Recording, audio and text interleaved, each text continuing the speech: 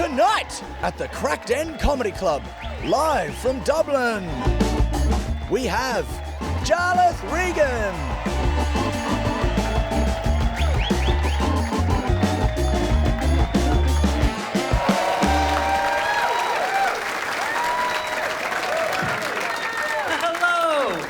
Keep it going for Eddie Malarkey and Damo Clark, the men behind the Craic Den.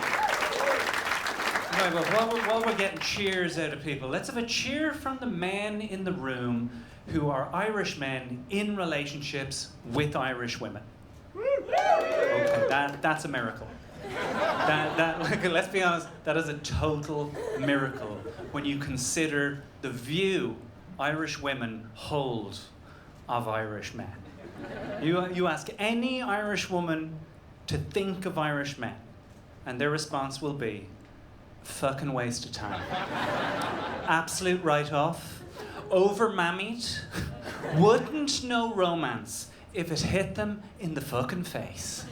And yet, when you go abroad, it's the complete opposite, isn't it, boys? And when you go abroad, you meet these guys, right? You know the guys I'm talking about. You meet them. They're running from pub to pub, going, I don't fucking believe it. Can't fucking believe it. I couldn't get a girlfriend back at Mullingar. I swear to fuck. Couldn't get a fucking look in. Now they think I'm a fucking poet. That's the truth of it.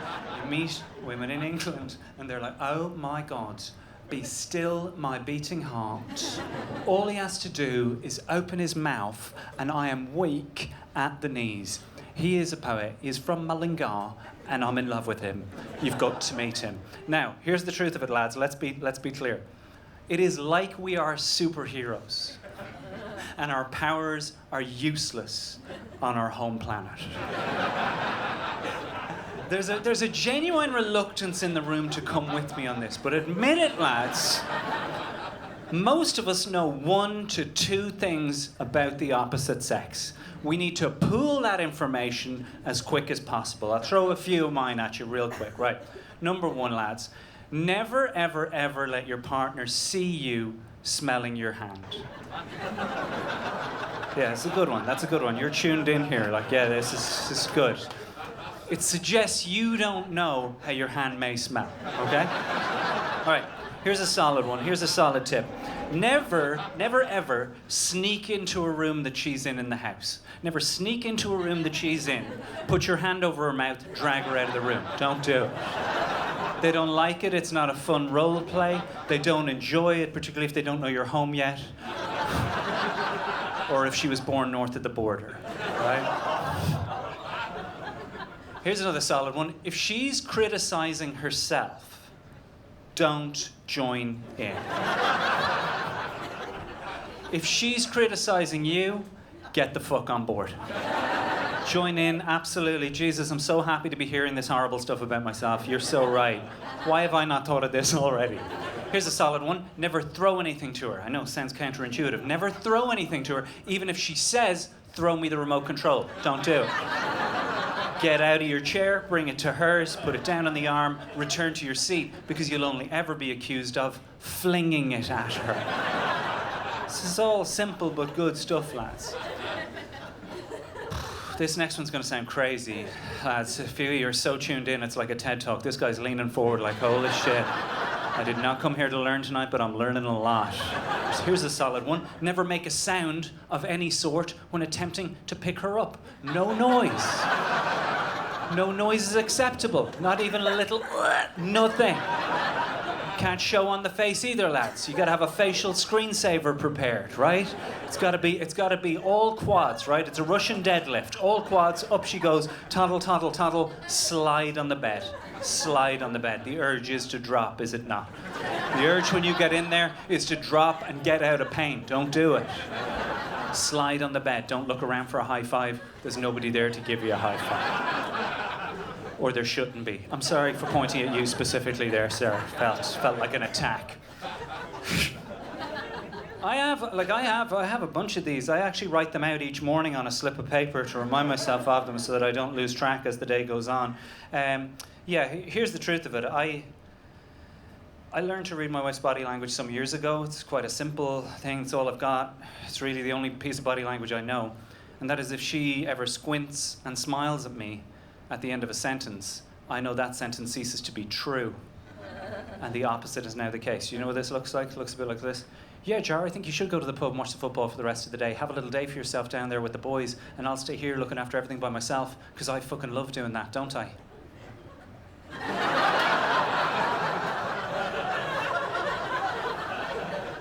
Sentence is stricken from the record, and we move forward. Literally, this is not, you're not going to believe this. I'm 23 years with my lady now. 23 years. And a lot of you going, holy shit, how is that possible? How did this guy meet the love of his life at 5 years old? That's fucked up. Some kind of arranged Irish marriage. No. I met her the old-fashioned way before the dating apps, when you just swiped left and right, pissed, going through a bar. And I saw her across a crowded bar, and I knew in that moment, I'm sorry to get schmaltzy, but I knew in that moment, I'm probably not going to do much better than that. It's a beautiful moment, and a shared moment. It would later be revealed that that's exactly what she was thinking too. And this is full disclosure now. This is full disclosure. I'm not in a position to advise any man in this room. All women are different, and I only have experience with one woman, just Tina. That's it. My friends will ask all the time, how do you sustain a relationship that long? And I say to them, unless you're going out with Tina, I cannot help you. And I really hope you're not going out with Tina. But they keep asking, so now I just tell them. I just give them the advice that I have about Tina, but I replace the word Tina with the word women. And sometimes it really works. Sometimes it works great. I'll be like, lads, let me tell you about women. There's one thing I know about women, is that they love Pinot Grigio. They are crazy about it. And TK Maxx. If you can combine Pinot Grigio and TK Maxx, you're onto a winner with women, boys. And then other times it'll completely fall on its face. I'll be like, women's parents. Women's parents are from the west of Ireland. Do you ever go into work and you go, fuck, how is it not 5 o'clock yet? That's the position I'm in right now. I was like, that should have been enough material to fill this 10 minutes. But it's not. So we'll go with this, right? I do get the buzz. I get the buzz in the room that this is a night out. That a lot of you are like, this is the beginning and it's about to go off, right? Right? My favourite part of a night out in Dublin is not the night itself, it's the day after, the autopsy on what took place. What were you doing? Oh my God, how did that finish up like that? My favourite, though, of that experience is the person who can't understand why they were drunk the night before. Do you know this person? Come up to you and work the next day, they'll be like, seriously, how the fuck was I that drunk last night? And I'm always like, I'm putting it down to the amount and the speed with which you were drinking alcohol.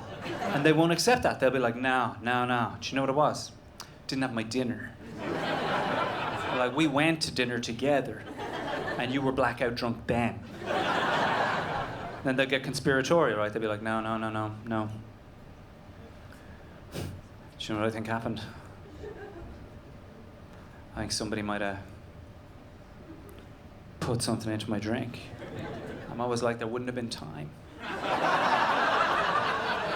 That's how fast you were drinking. They would have had to laser it. Like, that would have been an incredible throw. To get it in that window of time, it had hit your front tooth. You'd have felt that. My wife had the best one I've ever heard in my life. 2 weeks ago, we went out, got smashed on red wine. She came into the living room the next morning and said, the fucking size of the glasses in that bar. What are they thinking?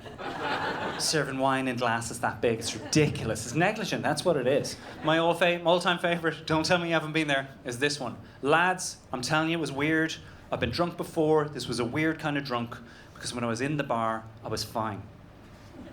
It was when I got outside and the fresh air hit me. It's the fresh, clean air that fucked you up. That's what it was. So drink alcohol responsibly tonight, guys. Thanks so much. Cheers. Jarlath Regan, everybody!